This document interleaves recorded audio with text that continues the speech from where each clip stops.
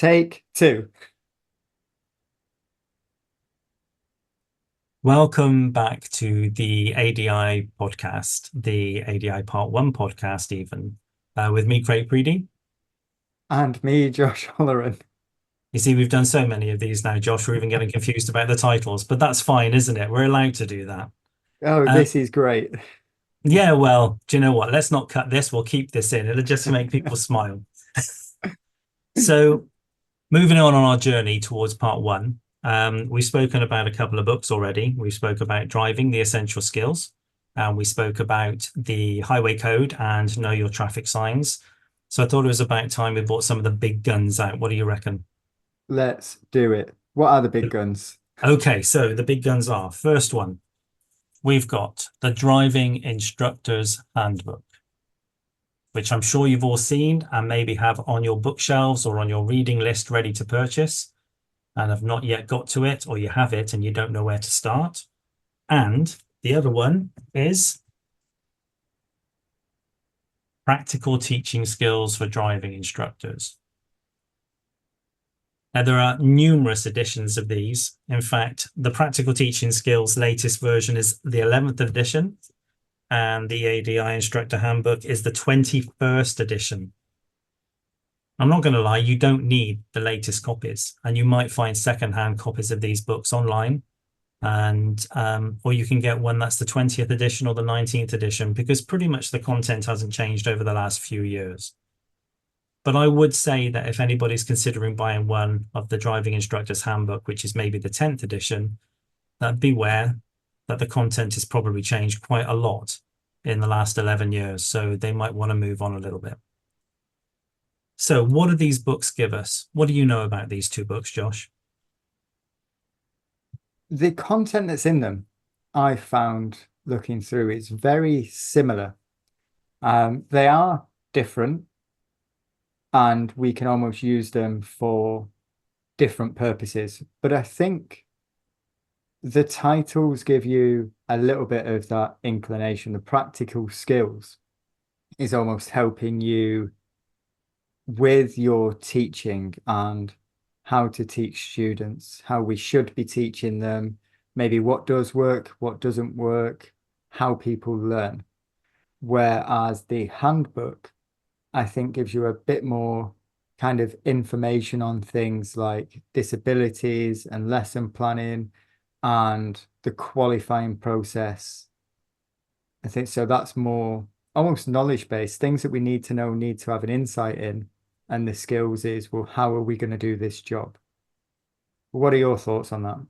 You've hit the nail completely on the head. I mean, the handbook is literally a handbook. If you think about the handbook that you have in your car, not many of us actually read that handbook when we get our new cars. We might go to the bit on how the stereo works, or if we're struggling to find the way to change the clock come October time, we might get the handbook out then and have a bit of a look.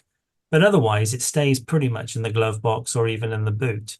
But the handbook is there to give you information about the vehicle that you're driving. But let's face it, we can all drive a car, so why do we need a handbook? And some people might say, well, we can all become driving instructors, so why do we need a handbook?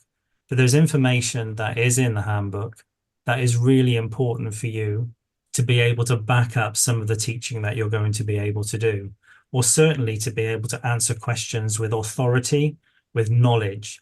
Because at some point in the future, you may get asked a question by a parent who needs to understand what the qualifying process is, where you might just simply say, well, I did a part one, a part two, and a part three, and now I got my badge.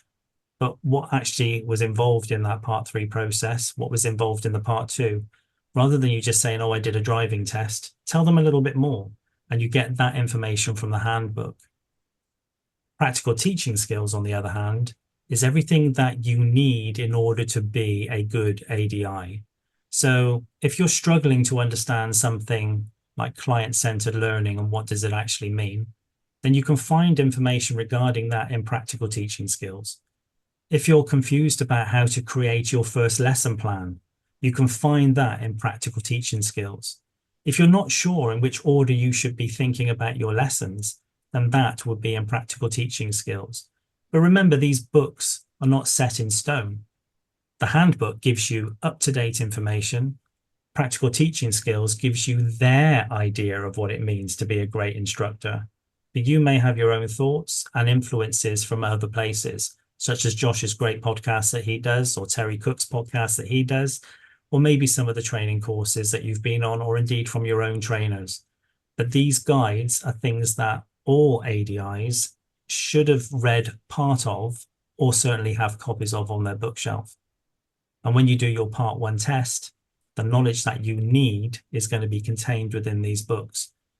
So it really links in, not just to the part 1, but beyond to part 2 and to part 3. Does that cover it? I think it does. Episode done. Well, pretty much, really. How will this help with the part 1? I've got a few thoughts that I've got going on, but how do you think these books can help people prepare for their part 1?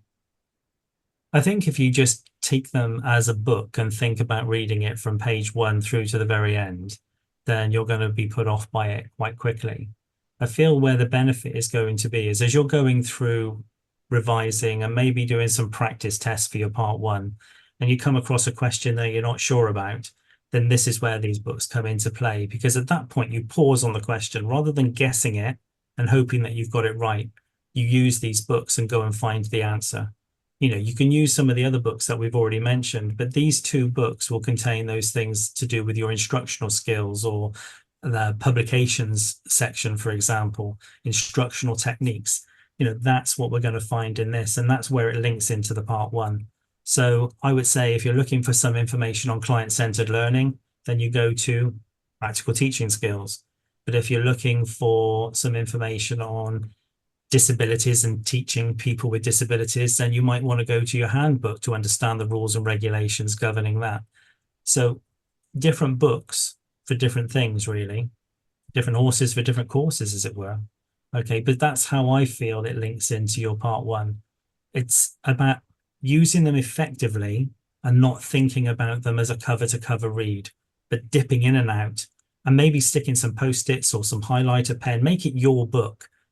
It's not something you need in the car, but it's certainly something that maybe if you struggled a bit in the day, go there. And often people don't go to these books first. They'll go to Facebook and they'll ask 1 million people on Facebook, but the answer's right on your bookshelf, or it could be.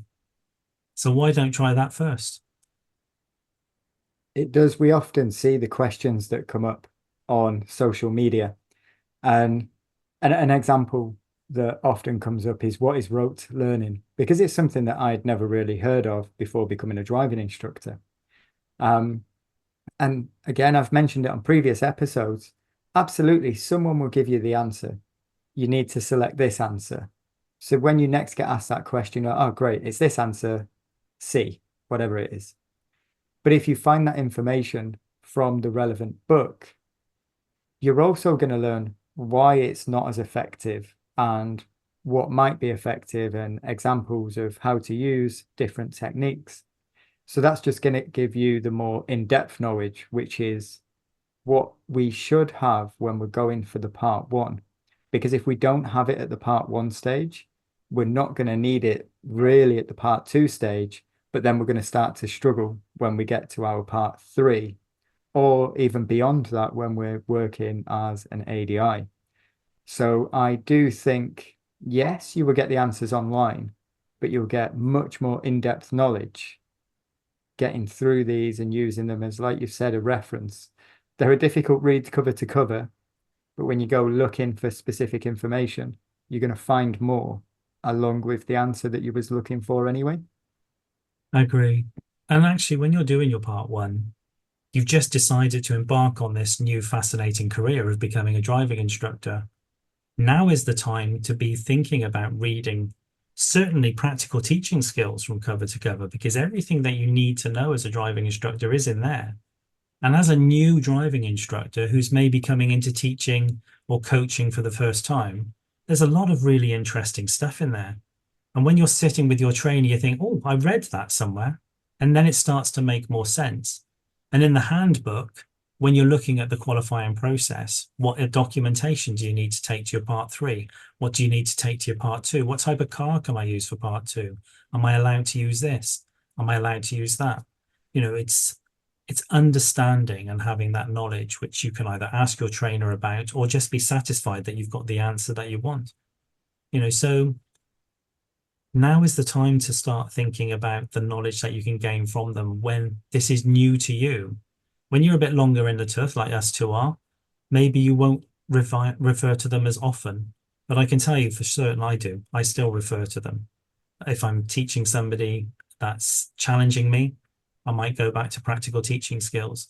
I'm not going to say that with 20 years experience, I've seen it all, because I certainly haven't. Or if there's a little bit of stuff that I'm not quite sure of from a legal perspective, then it might well be in the driving instructor's handbook. So I can go and have a look in that. Or if one of my team asks me a question with regards to something, if I'm not 100% sure, the answer can be found somewhere. But these two books are great. You know, thick, yes. Dull, sometimes. Interesting, always.